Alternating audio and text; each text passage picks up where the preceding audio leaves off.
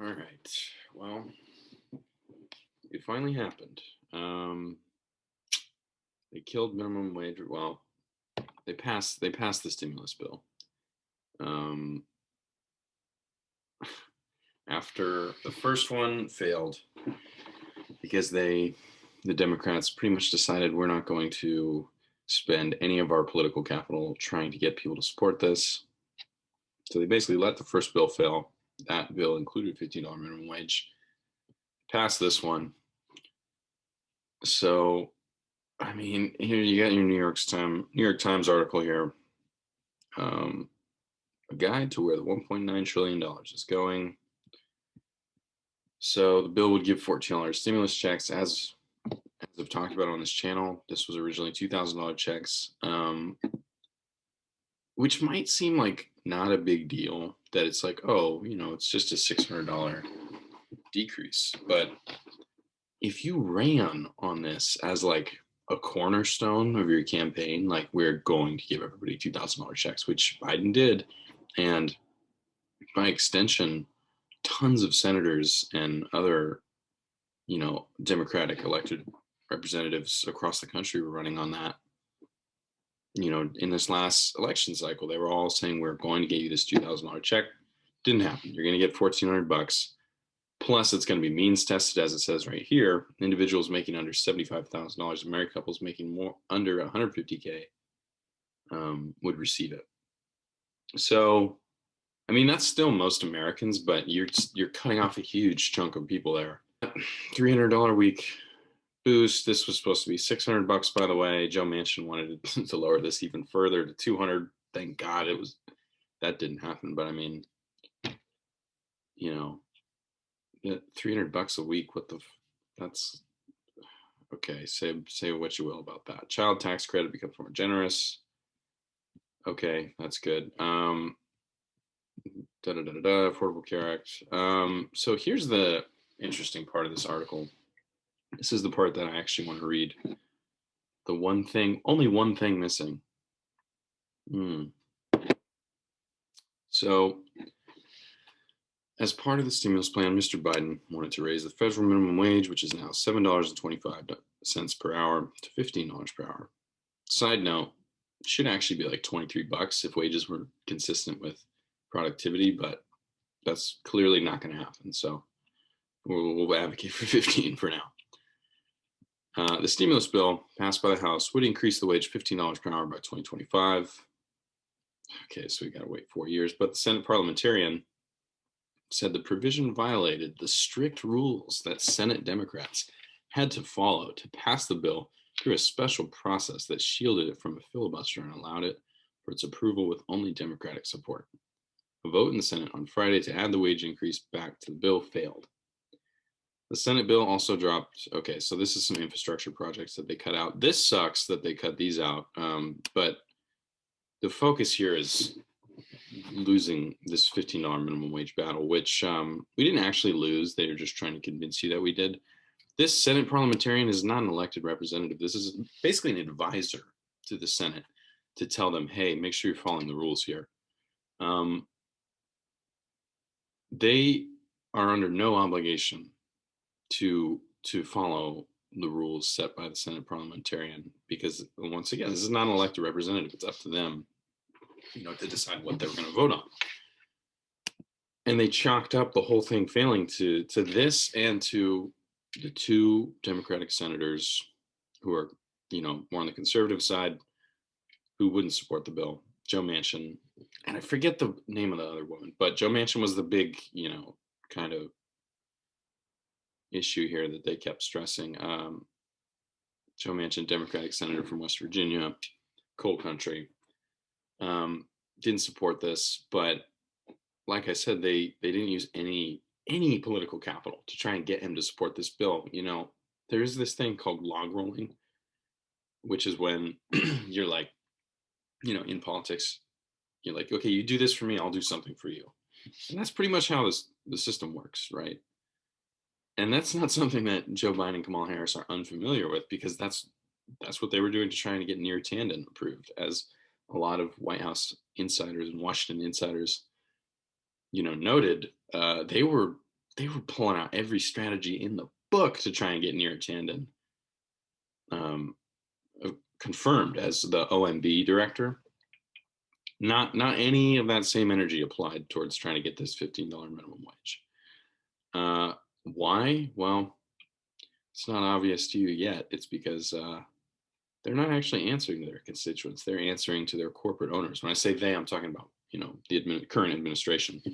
They could care less what the American people want, because this is clearly, I mean, as if $15 minimum wage wasn't already crucial. We are now at such a crucial time where if we don't get this, like, people are going to start starving to death more than they already are. But like starving to death in mass. And this is the kind of thing that like triggers a popular uprising, like not giving people a living wage. How can you say that you have all these millions of essential workers, but you're not willing to pay them? Basically, this isn't surprising, but it is gut wrenching. It is a massive blow. And if you voted for Joe Biden like I did, you should be admitting that we're getting screwed right now. We're getting screwed hard. We got lied to. And personally, I feel like I'd be a fool to vote for a Democrat again after something like this, because that was the first. I'm 20, so that was the first presidential election I ever voted in. And man, if I could take back my vote for Biden, not that it would make that much of a difference, but I would, just for my own conscience. I just kind of did it at the time because I felt pressured to do so. And I was like, all right, fine. I can't I felt like if I didn't vote for him, I was vote for Trump, but hence lesser of two evils, the issue there. Okay, let's watch this CNN clip and make fun of it. When we took office 45 days ago, I promised the American people that help was on the way. And you lied. Today, I can say we've taken one more giant step forward in delivering on that promise that help is on the way.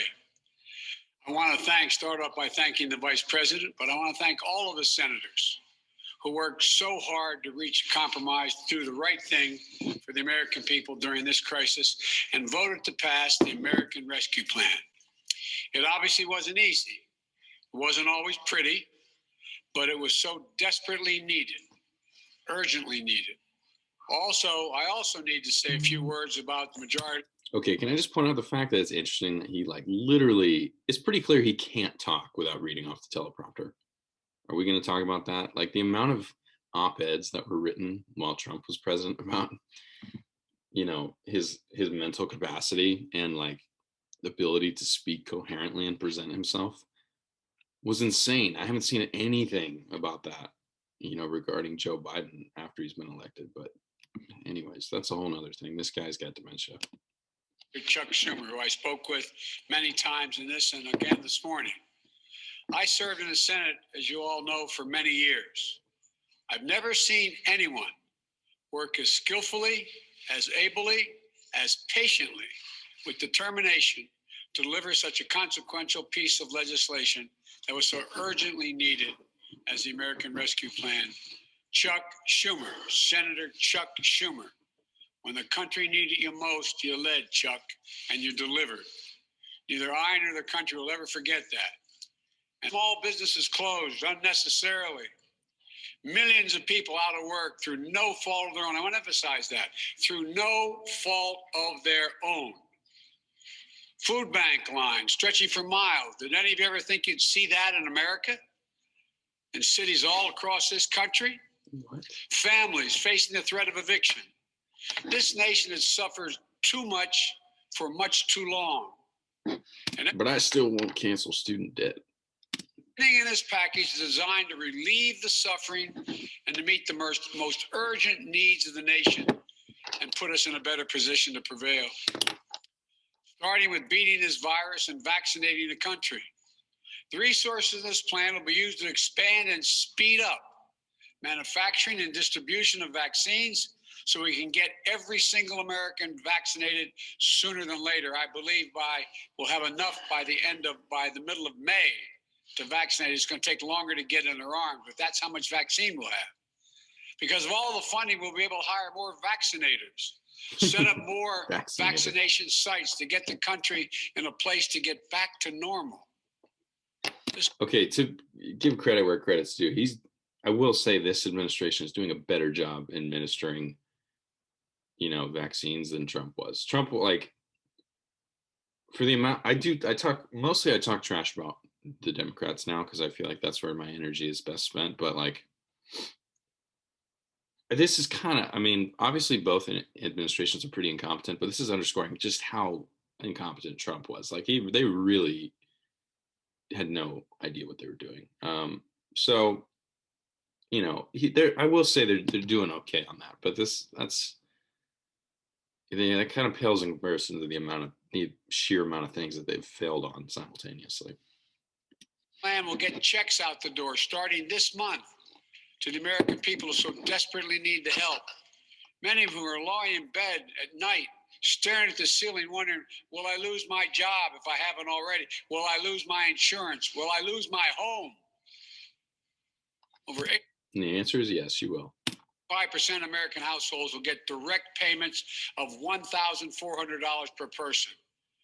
For a typical middle-class family of four, husband and wife working, making $100,000 a year total, with 3 kids, they'll get $5,600. With 2 kids, they'll get $5,600, and it'll be on the way soon.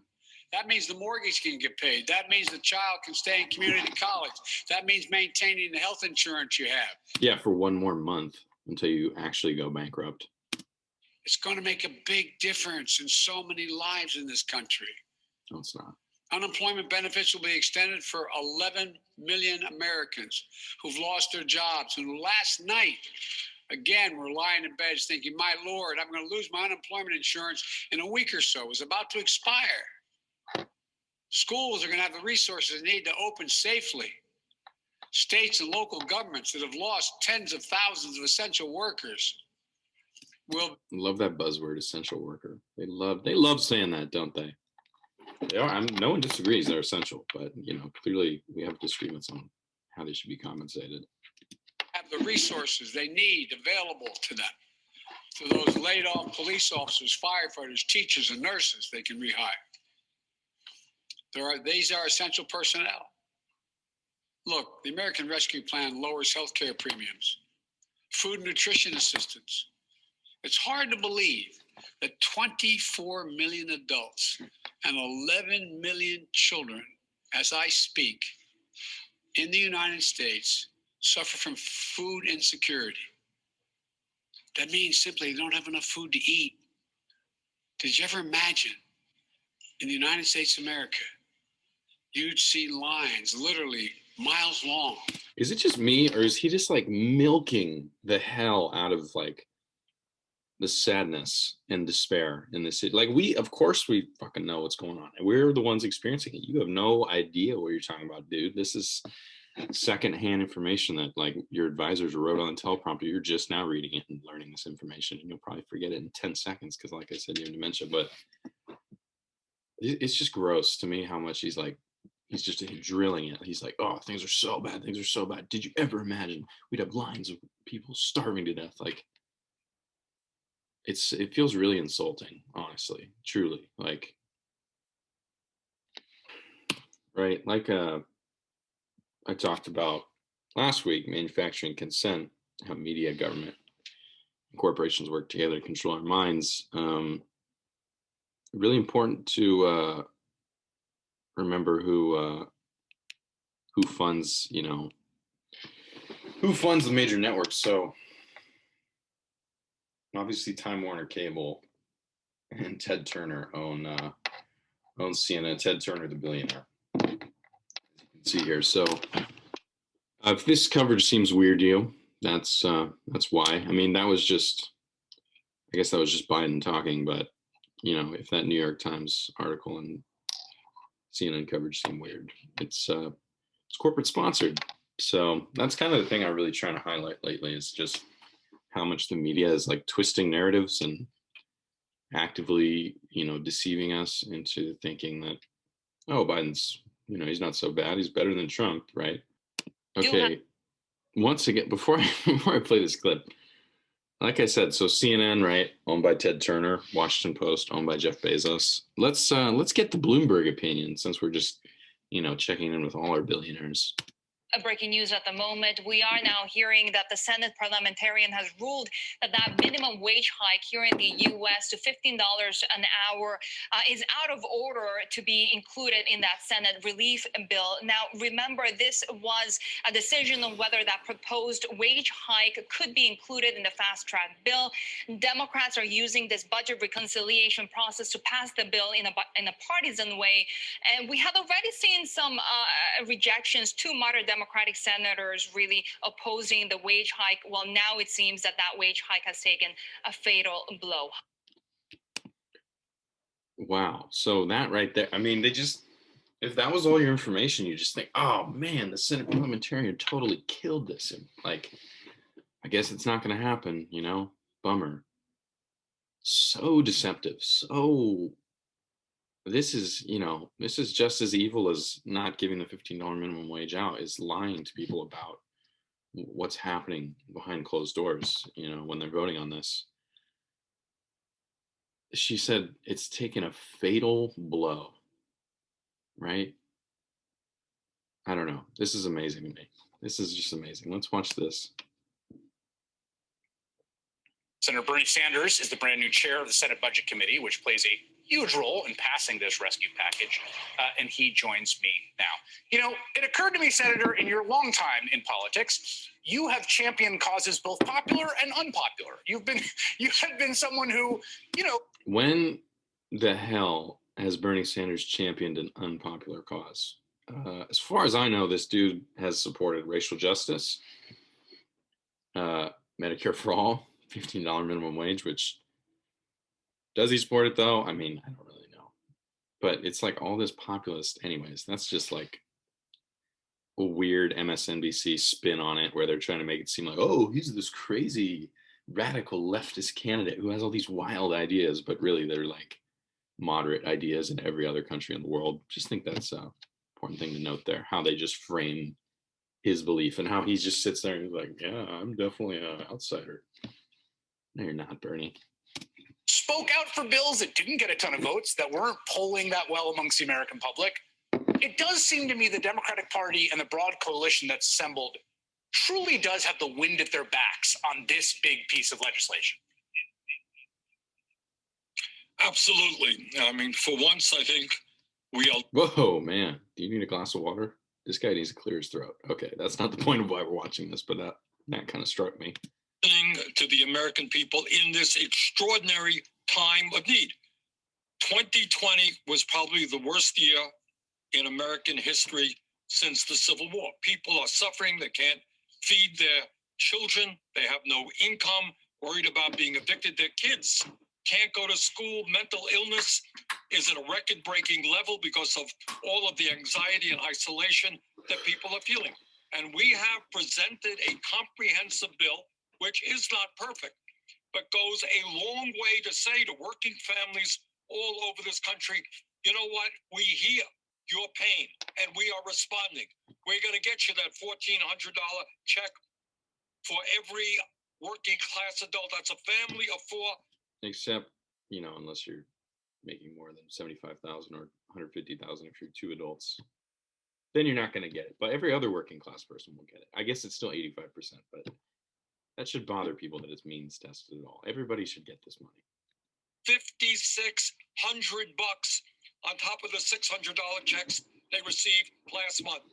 That is life and death for millions of families. We're going to extend unemployment benefits until September with a $400 bonus on top of your normal. I mean, it ended up being $300, but that's not Bernie's fault. Well, it sort of is actually, but not only his fault. Unemployment. We are going to lower, this is an issue we don't talk about enough, Chris. Childhood poverty in America is way, way up there compared to other major countries. This legislation lowers childhood poverty by 50%. We're going to raise the minimum wage to a living wage, $15 an hour. That is why the American people support what we're doing. We're listening to their pain. We're responding. So part of the reason that you are a fulcrum for this is that you're the chair of the budget committee, and the budget committee and the budget process of reconciliation is how this is going to happen. There's a technical question. I just want to set this up before I ask you about it, right? So there's a technical question that if you want to go through the reconciliation process, which goes around the filibuster, simple majority rule, everything in it has to be germane to the budget. And there is an argument about whether raising the minimum wage is sufficiently germane to go in or out. The Senate parliamentarian will rule on that. We don't know the ruling, but I want to play you some sound from the Chief of Staff, Ron Klain. And we don't know the ruling, but the way I'm talking about it already implies that the Senate parliamentarian is definitely going to say that $15 minimum wage is against the rules somehow.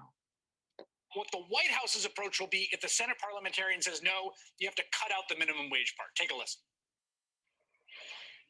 We're all waiting on bated breath for a ruling from the Senate parliamentarian, which, at least when I walked over. See, just the way they set it up, like it's all contingent on whatever the parliamentarian says. But that's such, like I've said, it's such a distraction. It's a complete smokescreen. Had not yet come down. Her ruling is going to have a big impact on the future of that provision. The president believes we should have a $15 minimum wage. If it is ruled in order, then obviously that would allow it to move in this package. If it's ruled out of order, we're going to have to find other ways to get it done. What do you think, Senator? Well, I think what Ron said is basically accurate.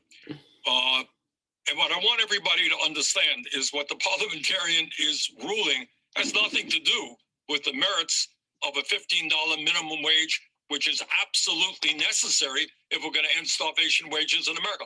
What this is about is a complicated process for the so-called Byrd rule and reconciliation. Is this a budget issue or is it incidental? We made arguments this morning, which I think were very compelling, that this is consistent with the Byrd rule and the reconciliation process. So we think we got a good shot to win. The parliamentarian's ruling can't guarantee it. How much? I mean, because we've already got McConnell and McCarthy whipping against this. And I think, again, if the shoe were on the other foot, I think Democrats would be really shaking in their boots politically. I mean, I think if you've been there long enough, the Democrats were on the wrong side of a 75-25 issue. There'd be all sorts of freakouts, right? They seem fine to go ahead opposing this.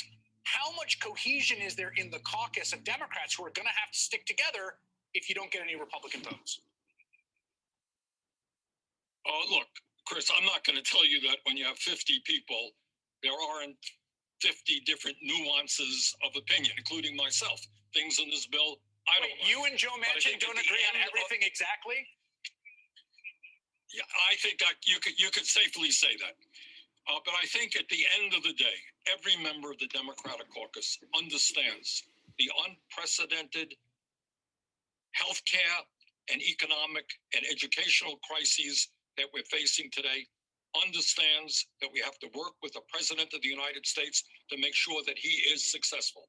And at the end of the day, I am absolutely... Wait, so what's important? Making sure that this works or making sure that Biden is successful and looks good? This is the problem with Bernie. It's like he acts, it's like half truths with him all the time, where he's like addressing the problems and he's like talking about advocating for these important things, but then it's also like, but I'm going to maintain a stringent alliance with the Democrats. So I'm like, you're not actually different at all. You just sound a little different. You sound slightly more radical. Absolutely confident that every member of the Democratic caucus is going to support this bill, and the vice president will give us the deciding vote. On the minimum wage, which is part of this, and we will find out about the parliamentarian, I have to say that, the minimum wage, raising it to $15 an hour is very popular, like the COVID relief package more broadly. It got 60% in the state of Florida that Donald Trump won, beat Joe Biden in. We've seen this happen time and time again. It almost seems like Republicans are cutting ads for Democrats when they come out against it, which they've been doing. I do wonder if it wasn't in this package, like, do you think you could win a floor vote on it? If you just said up or down? Oh, no. Oh my God, this is such an important point right here. He said, do you think we could win a floor vote on it? So in other words, we don't get $15 minimum wage right now.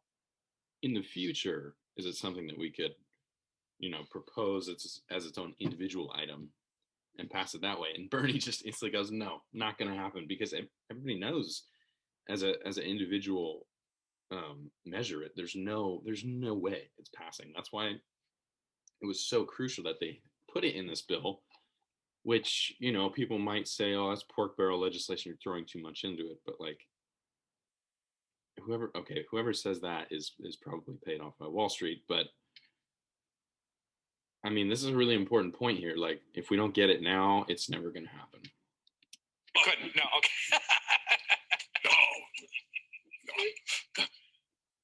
No, you could not.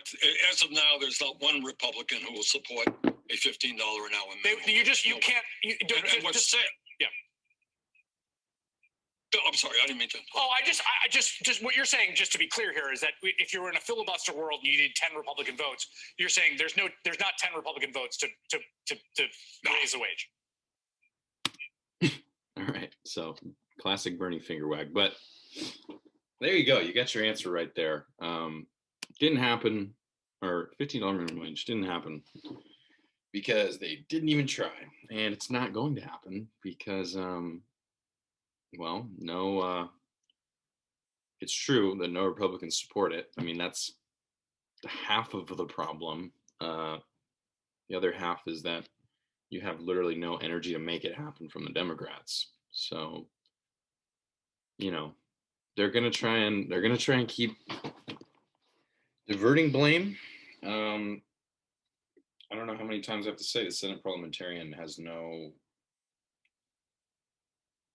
actual sway. I mean, they have a sway in the sense of you know, public relations, where it's like, oh my gosh, they betrayed the Senate parliamentarian, they're not following their rules. But I think in this case, if the Senate parliamentarian was like, $15 minimum wage shouldn't be in this bill, and then they were like, we're doing it anyways, I have a really hard time believing the American people would be like, what, you should have listened to the parliamentarian. I think people would be like, yeah, you did the right thing. As you know, Chris Hayes said right there, 60% of Florida voters support this. This is a state that's pretty red, voted for Trump. But yeah, I mean, I don't know. It's like, on one hand, it's kind of nice to be constantly proven right about all of my suspicions about Joe Biden without having to do anything. But at the same time, it's horrible because all of those suspicions were that he was going to be a warmonger and betray his own constituents. So, yeah, not super satisfying. You got to look at how they're covering this, and they're just deflecting blame in every way possible. Oh, it's the Republicans. Oh, it's, you know, this one Democratic senator. Oh, it's the parliamentarian. There's always some convenient reason why we can't do the thing that everybody wants to happen. And it's pretty disgraceful that not only could, you know, all these guys, Biden and Bernie, recognize what people are going through, but that they could get on CNN and MSNBC and, you know, acknowledge it and then be like, but we're not actually going to do anything. We're not going to fight for it. You know, we're just going to cross our fingers and hope this works out. But here we are. It's March 8th, and we're getting a shit bill, and people are going to starve to death. And mark my words, there will be a populist uprising because we are not giving people a living wage, and people are going to get desperate, and things are only going to get worse from here, mostly economically, which will have ramifications on every other facet of our society. So don't listen to anything the major networks tell you. It's all lies. The Senate parliamentarian has no sway, no actual sway. It's just an advisor, a non-elected official. And the Democrats don't actually want to give you $15 minimum wage because they're funded by big banks, Wall Street, big pharma, big tech, all these people who benefit from squeezing the middle class dry. And that's really what's happening right now. This is an all-out assault on the middle class because, you know, like Biden addressed in that clip, like, we have so many Americans who are food insecure and so many crises that are sprouting out of this pandemic. So don't know. Hope you guys enjoyed the video, and I'll be back soon with more bashing the Democrats. Yeah, have a good week.